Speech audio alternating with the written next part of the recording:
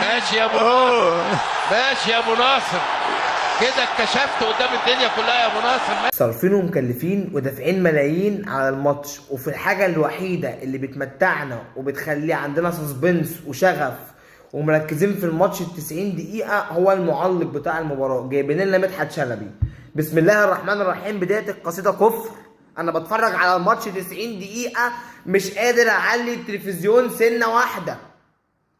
ليه؟ اللي بيعلق ده لو ما كانش مطبلاتي فهو تعليقه سخيف محدش بيقبله. لا طب نكتفي بمدحت شلبي؟ لا، نجيب معاه بقى، هنعمل بقى الشغل اللي بيحصل بره في اوروبا، فنجيب معاه واحد يرغي معاه. تقريبا كان حسن المستكاوي ايا كان اللي جايبينه، اهو راجل عنده 85 سنه، ناس رجلها والقبر جايبينهم يرغوا مع بعض في احداث المباراه.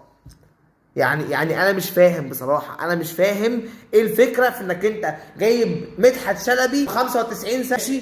خلاص خلاص يا جماعه.